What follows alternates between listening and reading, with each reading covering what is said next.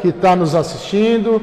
Quero dar as boas-vindas ao pessoal do Facebook. Você pode utilizar o espaço de comentários para falar comigo e deixar o seu pedido de oração. Meus irmãos, vamos ficar em pé. Vamos ler o Salmo de número 3. O título da nossa exposição é Dormindo em Paz. Hoje daremos uma pausa na exposição de Efésios para passearmos no Salmo de número 3. Salmo de número 3 diz assim: Salmo de Davi quando fugia de Absalão, seu filho. Senhor, como tem crescido o número dos meus adversários. São numerosos os que se levantam contra mim. São muitos os que dizem de mim: não há em Deus salvação para ele. Porém, tu, Senhor, és o meu escudo. És a minha glória. És a minha glória e o que exaltas a minha cabeça. Com a minha voz clamo ao Senhor, e ele do seu santo monte me responde. Deito-me e pego no sono. Acordo, porque o Senhor me sustenta. Não tenho medo de milhares do povo que tomam posição contra mim de todos os lados. Levanta-te, Senhor, salva-me, Deus meu, pois feres nos queixos a todos os meus inimigos e aos ímpios quebras os dentes. Do Senhor é a salvação, e sobre o teu povo a tua bênção. Podeis assentar, meus irmãos. Insônia. Quem aqui não sentiu o ferrão e o dessabor da falta do sono? Como é complicado e exaustivo ficar sem dormir. Insônia. Atualmente estava lendo um artigo que falava sobre o mal da insônia, e lá diz que a cada 5, uma pessoa sofre com a falta de sono. Provavelmente aqui alguém esteja lutando com este mal. Então, agora, a insônia, ela nunca é um problema em si, como se fosse a gripe, algo de fora, um vírus. Ela nunca é um problema em si, mas ela é uma consequência de um grande problema que você está enfrentando. Então ela é sintomática. A insônia é sintomática, porque ela só vai revelar aquilo que você está passando. Alguns sofrem insônia porque terão que tomar algumas decisões muito importantes. Talvez na empresa, talvez na família. Insônia. O fato é, não dormir é muito ruim. Ninguém gosta. Bem, estamos diante de um homem que é gente como a gente. Um pecador de primeira classe. O autor do texto. O autor do texto do Salmo de número 3, ele foi um depravado sexualmente, um adúltero, traiu sua esposa e se deitou com Betseba. Aliás, ele também fora um assassino, porque mandou matar um dos seus soldados mais fiéis e esposo da moça com quem se deitou. Bem, estamos falando de Davi. Davi também foi rebelde. Ele desobedeceu a ordem direta do Senhor. Quem já se esqueceu do recenseamento que ele fez, desobedecendo a ordem direta de Deus? Talvez para ter uma ideia mais ou menos do número do seu poder, do seu exército, o fato é que ele desobedeceu. Bem, o rei Davi é um tremendo pecador, um pecador de primeira classe, de primeira linha, um excelente pecador. Mas, mesmo assim, ele é chamado do homem segundo o coração de Deus. Não é verdade? Seja lá os pecados de Davi, mas Davi também tem esse outro lado. Davi era alguém de quem Deus se agrada. Se Deus se agradava de Davi, então há espaço para mim e para você, que somos pecadores de primeira classe também. Não é verdade? Este homem conseguia coisas portentosas, meus irmãos. Davi conseguia dormir em situações extremas, em situações complicadas, em situações que envolveriam e que envolviam a morte e a vida. Vejam comigo, meus irmãos. Eu não passei, né?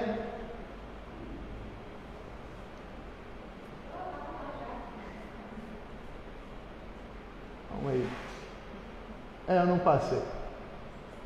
Vejam comigo então o versículo 5 do Salmo de número 3. Diz assim: deito-me e pego no sono, acordo porque o Senhor me sustenta. Então Davi conseguia umas coisas inimagináveis. Davi conseguia dormir em situações extremas. E hoje quero aprender com Davi a dormir bem em situações extremas. Talvez você aqui esteja afim, o ar-condicionado já ajuda, né? O ar-condicionado já ajuda. Mas vejam, o que isso tem a ver com insônia? Davi conseguiu dormir bem em situações extremadas. Bem, o rei Davi tinha tudo para não dormir bem. Por quê? Porque como nós vimos, qual era a situação do rei Davi quando ele escreveu esse Salmo de número 3? Fuga de quem?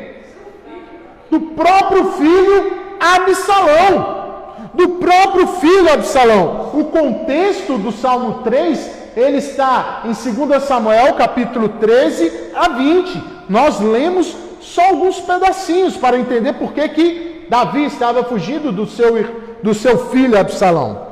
Então, meus irmãos, Davi escreveu este salmo enquanto fugia para preservar a sua vida e a vida dos seus soldados. Este salmo é classificado como um salmo de lamento. É um salmo de dor, ele põe para fora as suas dores. Ele lamenta, ele chora. E vejam, meus irmãos, no meio do lamento, ele consegue dormir em paz. Em resumo, hoje veremos que a nossa verdadeira paz não está na ausência de problemas, mas na presença de Deus e na confiança das suas promessas. De novo, hoje veremos que a nossa verdadeira paz não está na ausência de problemas, mas na presença de Deus e na confiança da sua promessa. Meus irmãos, faça a vontade de Deus e todo sofrimento perderá o seu poder. Guarde isso no seu coração. Faça a vontade de Deus e todo sofrimento perderá o seu poder. Primeiro ponto, vamos ver o seguinte: para dormir bem, precisamos identificar o problema. Para você dormir bem, você precisa saber o que está tirando o seu sono. Para você dormir tranquilamente bem, você precisa identificar aquilo que está roubando o seu sono. Veja comigo aí os versos 1 e 2. Olha o que Davi tem para nos dizer. Senhor, como tem crescido o número dos meus adversários? São numerosos os que se levantam contra mim. São muitos os que dizem de mim: não há em Deus salvação para ele. Não há salvação em Deus para ele. Davi está correndo um risco de vida. Ele está sendo caçado por um enorme inimigo. Um enorme inimigo. É tão grande esse exército que está caçando Davi, que ele fala desse exército 3 vezes. 3 vezes, meus irmãos. 3 vezes. Vocês perceberam isso? 3 vezes. Senhor, como tem crescido o número dos meus adversários? São numerosos os que levantam contra mim. São muitos os que dizem de mim: não há salvação. Por 3 vezes, Davi começa a mostrar o tamanho do seu problema. Por que ele está fugindo? Porque tem um inimigo me caçando. Quem é esse inimigo? Numeroso, gigantesco. É uma nação gigantesca que está me perseguindo. Então, meus irmãos, Davi está fugindo. A gente viu hoje, por que Davi está fugindo? Por que Davi está fugindo? Entendam, meus irmãos. Davi está fugindo porque aconteceu um problema na casa dele. E nós lemos um pouco sobre isso. Qual foi o problema? Aminon abusou de Tamar. E Absalão, ele entra na história para se vingar de Tamar. Mas não parece que não era só vingança que Absalão queria. Ao longo dos textos, nós podemos ver que Absalão queria muito mais. Queria, inclusive, o trono. O trono. E então, meus irmãos, para se conseguir o trono, ele se utiliza do quê? De um pequeno detalhe para conseguir o trono. Parece justificável. Parece que é realmente justificável.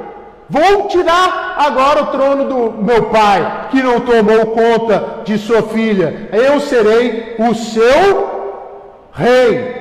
Vejam, meus irmãos, nessa atitude de Absalão, qual é o mandamento que Absalão quebra? O quinto. Percebam que os mandamentos estão por toda a palavra de Deus, não precisa estar expressamente, está no pecado. Está no pecado. Então, não era só uma questão do reinado ou da sua própria vida. A questão é que ele queria poder. Queria poder, meus irmãos. Queria poder. Então, Davi, o que ele faz? O que Davi queria? O que ele faz? Ele faz um salmo de lamento. E veja, quem é que persegue Davi além do seu próprio filho? Israel. Veja. Absalão furtava o coração dos homens de Israel. Não furtarás. E ele furtava o coração de Israel. Corrompia, meus irmãos. Corrompia o povo que elegeu Davi. Corrompia o povo que colocou Davi ali. O povo de Deus. Absalão começou a enxertar naquele povo uma ideia contrária à ideia de Deus. E então, o povo começou a seguir a quem? Absalão. Meus irmãos, entendam uma coisa. Davi, ele não murmura, ele lamenta. Ele coloca os seus sentimentos para fora. O lamento é uma ferramenta que Deus nos deu. O lamento é uma ferramenta que Deus nos deu. É colocar os nossos sentimentos para fora. É como diz aí o pastor Jonas Madureira, é uma oração suja. É você expressar aquilo que está machucando o seu coração para Deus. Deus já sabe, mas você precisa colocar para fora. E ele faz isso. Meus irmãos, só sofre quem ama. Davi estava sofrendo demais, porque perdeu o seu reinado e perdeu para quem? Para alguém de dentro. Perdeu o seu reinado para aquele que ele mais amava, seu próprio filho. Davi criou o seu filho, instruiu o seu filho, e seu filho se voltou contra o próprio pai. Davi estava sofrendo 2 vezes mais. Por quê? Porque ele, além de ir contra o próprio pai, ele havia matado um irmão, um filho de Davi. Não só isso, mas houve dentro da família de Davi um estupro. Davi era talvez aqui a pessoa que mais estivesse sofrendo. E percebam, nessa situação, Davi era culpado? Não. Davi era inocente. Nessa situação, Davi não havia feito nada. Era uma briga entre irmãos que se tornou como uma avalanche. Uma avalanche. A ira começou a dominar a todos, irmãos. E vejam, com esse salmo, nós entendemos o seguinte, que a teologia da prosperidade, ela não tem força alguma. Com esse salmo, meus irmãos, nós entendemos que cristãos sofrem. E é por isso que nós temos o lamento. Você precisa lamentar, porque a teologia da prosperidade vai dizer para você o seguinte: se você tem problema, Deus está contra você. Não, meus irmãos, Davi não havia feito nada. Davi não havia feito nada. E o problema bateu em suas portas. O problema o colocou para fora do reinado. O problema fez com que ele agora fugisse do seu próprio trono. E agora ele poderia perecer com a sua própria vida. E a teologia da prosperidade tenta enganar dizendo: não há sofrimento para cristãos, meus irmãos. Você agora que aceitou a Deus, o dono da prata, o dono do ouro, só bênçãos, só dinheiro. Quando na verdade não, meus irmãos, sabemos que crente morre, crente é alvo de balas perdidas, crente é alvo de Covid, de câncer, crente é alvo de problema. Irmãos, a verdade do Evangelho, ela é totalmente agressiva e confortadora ao mesmo tempo. Agressiva porque ela expõe as verdades do reino de Deus, mas nos conforta porque ao mesmo tempo em que Davi enxerga o tamanho do seu inimigo por 3 vezes, ele diz que Deus era seu salvador por 3 vezes. Então isso traz conforto. Davi começa o seu lamento no Salmo de verso 1, mostrando o tamanho do seu inimigo. Mas no verso 3, ele agora confronta essa verdade com a verdade do Evangelho. Se o inimigo vem, precisamos lembrar das promessas, precisamos lembrar de quem é Deus, precisamos saber o que Deus quer conosco naquela situação ali.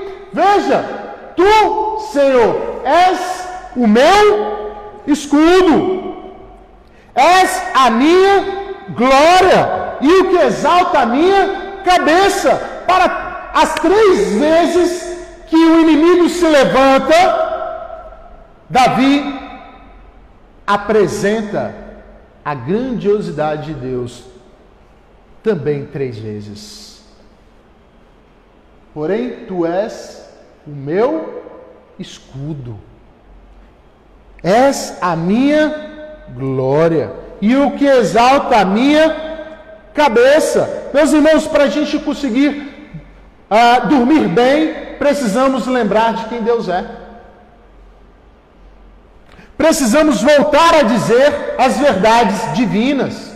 Saber quem Deus é, meus irmãos. Deus é o nosso escudo. Davi está dizendo que Deus era o seu escudo, que Deus era a sua proteção, a sua barreira. Ou seja, vocês, exército, podem atirar quantas vezes quiserem. Essa é a ideia. Eu vou continuar seguindo, vou fugir, mas podem atirar quantas vezes vocês quiserem. Mas será que Davi estava falando de um escudo físico? Será que era um escudo físico? Eu acredito que Deus pode nos livrar de ataques físicos. Eu acredito. Mas não posso deixar de mencionar aqui que nessa mesma época em que Davi disse que Deus era seu escudo, enquanto ele fugia para as montanhas, um sujeito chamado Simei atirou pedras em Davi. Ele estava fugindo, aparece Simei e atira pedras em Davi. E eu tenho para mim que aquelas pedras o acertaram. E olha, Deus não barrou aquelas pedras. Aquelas pedras podiam acertar as pernas de Davi, a armadura de Davi, até mesmo a sua cabeça. Mas elas não poderiam acertar a sua alma. A sua alma, o seu coração estavam guardados nas mãos do Todo-Poderoso, porque Ele é escudo. Deus pode segurar os ataques físicos? Com certeza. Mas a sua alma está guardada com aquele que não dormita, com aquele que não dorme, porque ele é o guarda de Israel, que te guarda na sua saída e na sua entrada. Aqui, meus irmãos, temos um escudo contra os dardos inflamados do maligno, e este escudo se chama fé. Fé. Fé. Qual é a segunda esfera da fé? Como eu já ensinei para vocês, a confiança. Então, meus irmãos, é a confiança nas promessas de Deus. Utilize as promessas a seu favor.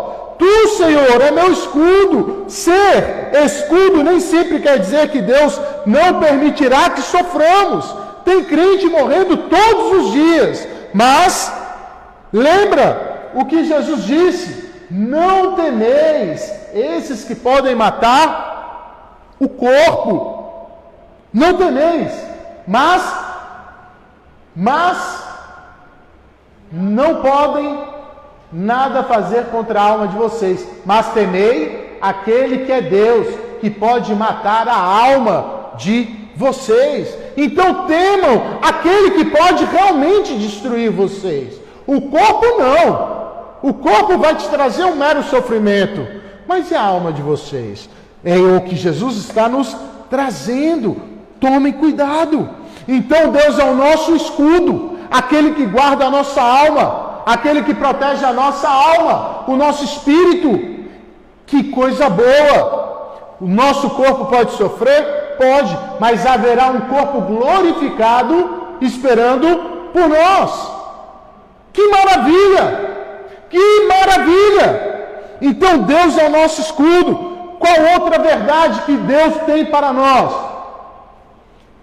Qual outra verdade que Deus tem para nós?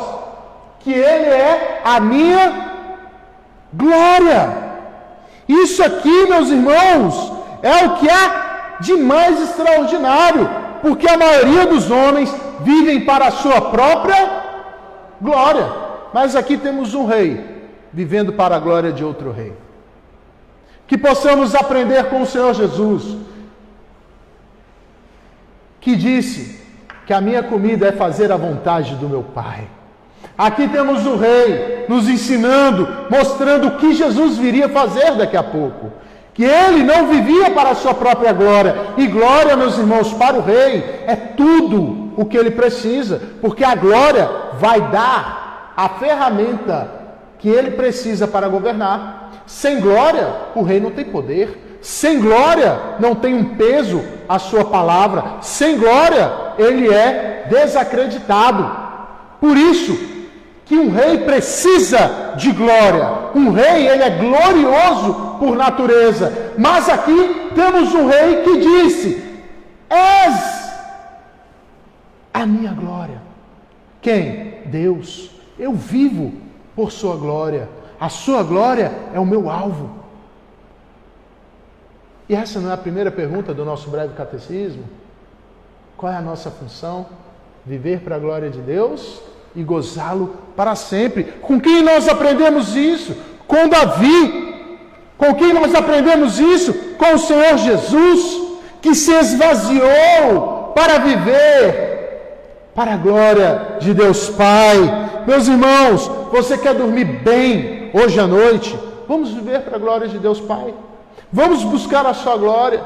Vamos descansar, porque Ele é o nosso escudo. Vamos descansar. Vamos descansar. E qual é o último elemento que Ele traz aí? És o que exalta a minha cabeça. O que literalmente é aquele que levanta a minha cabeça. Se você está abatida, se você está abatido, se você está triste, se você está acabado, Deus é o que levanta a nossa cabeça. Deus, Ele é o nosso refúgio. Deus é a nossa fortaleza. Deus é o nosso socorro bem presente. Você pode ter ficado sem nada nessa vida, mas Deus pode lhe retribuir tudo de volta. Que tal a história de Jó? Jó perdeu seus filhos, perdeu a sua glória, perdeu o seu dinheiro, perdeu a sua fama, perdeu tudo, a sua saúde, e no final da sua vida, porque ele confiou, ele ganhou tudo. Tudo. Então você pode ter ficado sem nada. Se Deus quiser, nessa vida ainda, Ele pode te retribuir com tudo. Mas se não nessa vida, você ganhará tudo em Cristo Jesus, na vida que espera por nós.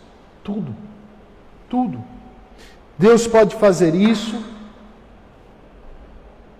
e Ele pode te dar a paz que você precisa essa noite. A paz para te dar o sossego e o seu sono. A paz e o sossego e o seu sono. Meus irmãos, o nosso segundo e último ponto. Então, primeiro, para se dormir bem, precisamos identificar o problema. E Davi identificou o seu problema. Ele sabia qual era o problema. O seu filho estava se rebelando contra a sua paternidade. Segundo ponto. Agora que identificamos os nossos problemas, agora que nós estamos confiando em Deus. Segundo ponto. Para se dormir bem, precisamos ter vida de oração. Precisamos agir no problema, meus irmãos. Não adianta só identificar o problema. Não adianta só dizer com as nossas bocas o que Deus é. Precisamos agir também. Oração é uma das ferramentas. Vejam, Davi sabia que tinha algo a ser feito. Davi sabia. Uma batalha esperada por Davi, não contra Israel, mas uma batalha contra, num sentido positivo, contra Deus. Uma batalha com Deus e ao mesmo tempo contra Ele. Ele se levanta, meus irmãos, a fim de orar. Veja aí o versículo 3, o versículo 4. Aqui. Com a minha voz clamo ao Senhor, e Ele, do seu santo monte, me responde. Davi começa a orar, meus irmãos. Ele gasta tempo com oração. Oração. O falar com Deus, o se debruçar, o se colocar diante de Deus, e tirar as águas sujas do seu coração e expor a santidade de Deus. Olha o que está acontecendo comigo, Senhor. Com a minha voz eu clamo, do seu santo monte. Venha e me responda, Pai. Olha a situação, olhe para mim. Meus irmãos, orar é a batalha que Deus quer que tenhamos com Ele todos os dias. Todos os dias. Jó não brigou contra Cristo? Contra o anjo do Senhor? Jó não teve uma madrugada inteira rolando para cima e para baixo com o anjo do Senhor? Não é assim? Às vezes, meus irmãos, Deus quer que tenhamos uma vida como a de Jó. Não é só uma madrugada não, é a vida inteira. Às vezes, a nossa vida espiritual é um marasmo. Só vou à igreja. Quando, na verdade, Deus quer que tenhamos com Ele guerras, luta de oração, um agarrar a Deus. Meus irmãos, às vezes o nosso relacionamento é monótono demais. Enquanto Ele quer que sejamos intensos. Deus quer que homens e mulheres andem com Ele, mas não calados, não cabisbaixos. Deus não quer servos, meus amigos. Deus quer amigos. E amigos conversam uns com os outros. Amigos ligam uns para os outros. Amigos sofrem uns com os outros. E Deus às vezes fica inacessível, para nós. Por quê? Porque nós saímos da sua presença. Nós nos viramos para o outro lado, enquanto Deus é amor e espera que você se volte em oração com seus problemas diante dele. Orem, meus irmãos, orem. Você quer dormir bem? Ore. Você precisa ter vida de oração. Davi dorme. Qual é o efeito disso? De identificar o problema, confiar quem é Deus, ter uma vida de oração. Qual é o efeito? Deito-me e pego no sono, acordo, porque o Senhor me sustenta.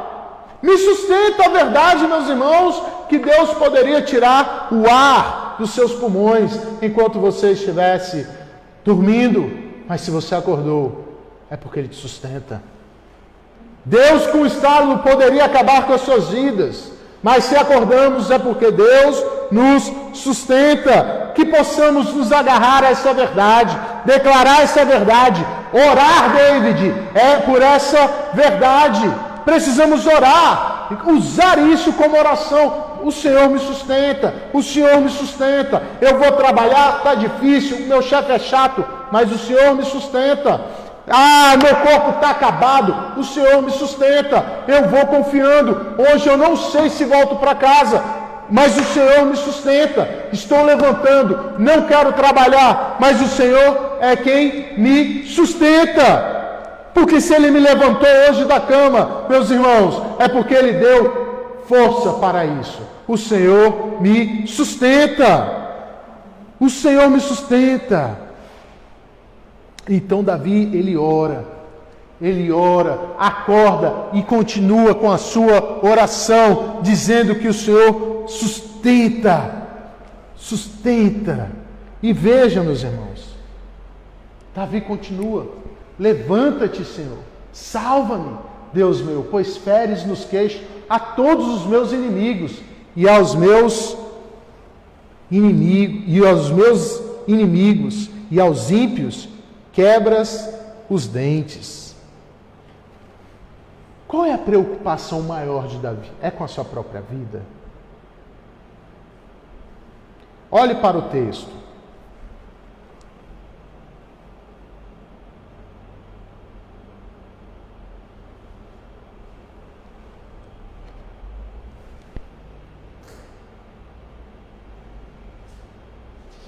Olha o que o verso 8 vai dizer também. Do Senhor é a salvação, e sobre o teu povo a tua bênção. Vejam, o que o verso 2 diz? Que em Deus não há mais salvação. Ele diz lá no verso 2 que não há salvação mais em Deus. E aí, Davi se levanta com uma oração: levanta-te, Senhor, salva-me, Deus meu, pois feres nos queixos a todos os meus inimigos, e aos ímpios quebras os dentes. Percebam, por que ele pede para que o povo tenha sua boca ferida? É porque eles estavam falando de Davi? Contra o próprio Deus. A preocupação de Davi é com a glória de Deus. Ele pede que o povo tenha o que ferido? A sua própria boca, porque eles estavam blasfemando contra o Santo de Israel, contra o Deus Todo-Poderoso.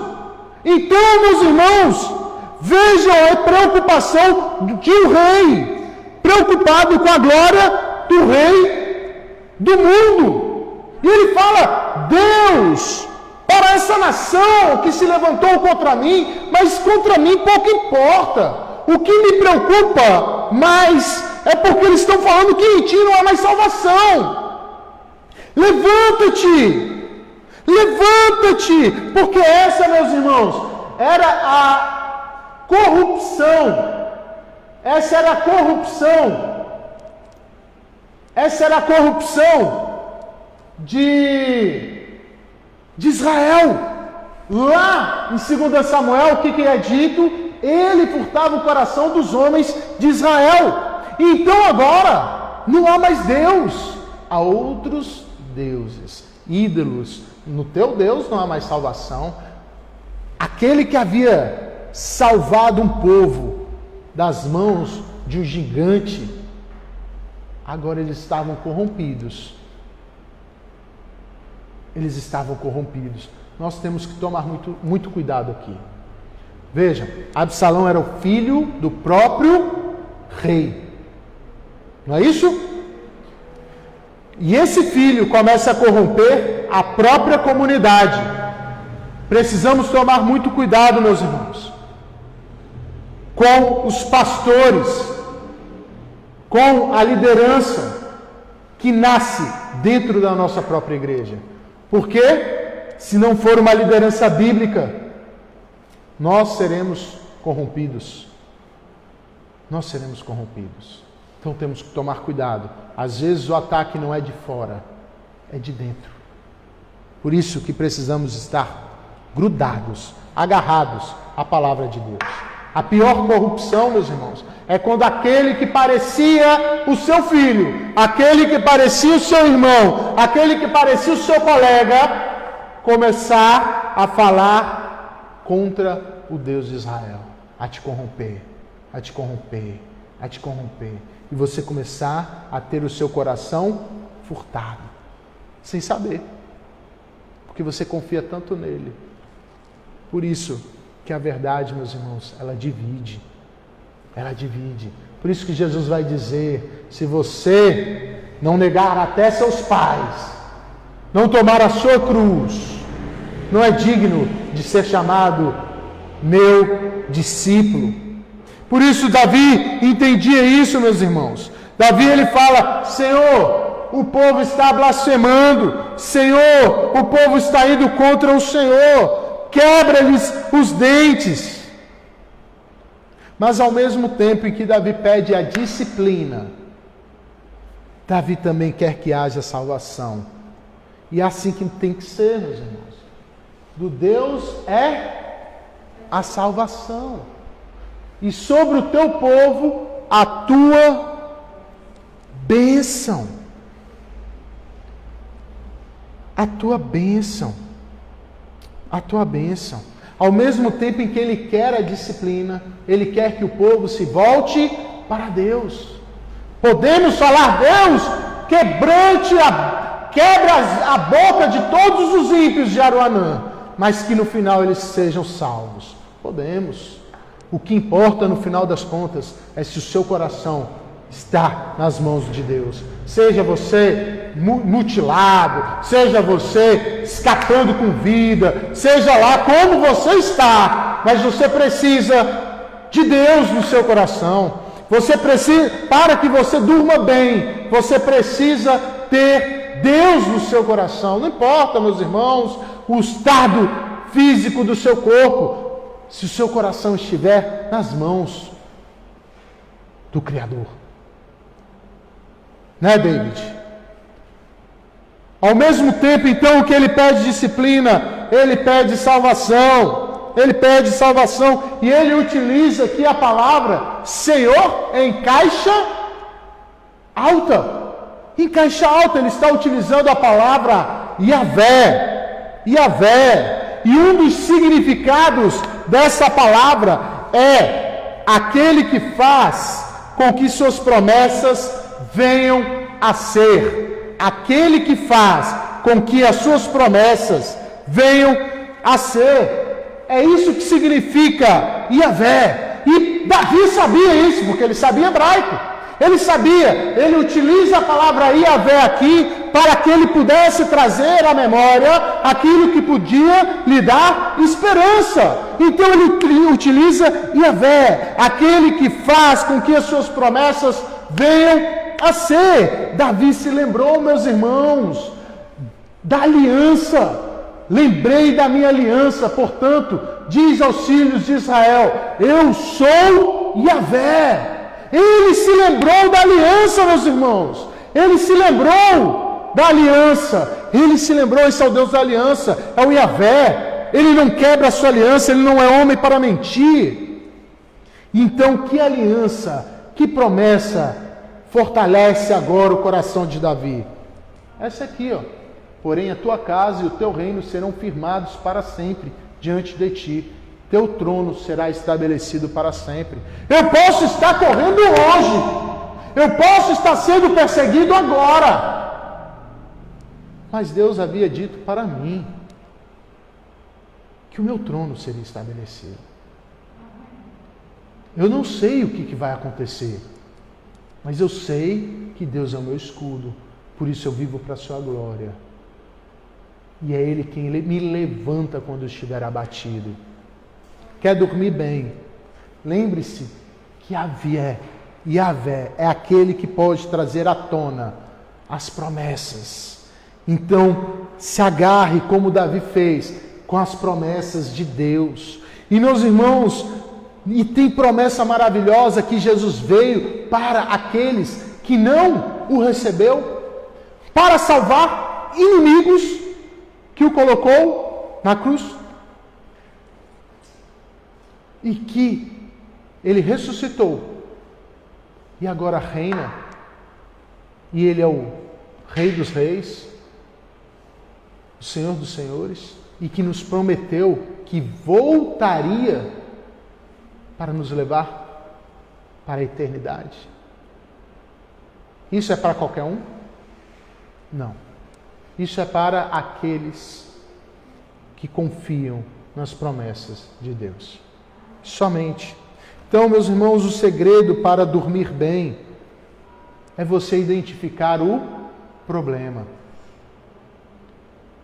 O segredo para você dormir bem é confiar nas verdades de Deus. O segredo para você dormir bem é ter uma vida de oração. Uma vida de oração, meus irmãos. Ore a Deus, seja através do lamento ou não, mas ore a Deus, gaste um tempo com Deus, faça da sua vida uma vida de oração. Assim você poderá dormir bem. Descanse no Senhor Jesus. Não sei, mas eu sei que haverá um momento em que nós não teremos mais que passar pelas dores. Que essa verdade possa suavizar a sua dor de hoje e te fortalecer para o resto dessa semana. Amém? Vamos ficar em pé, meus irmãos, e adorar a Deus.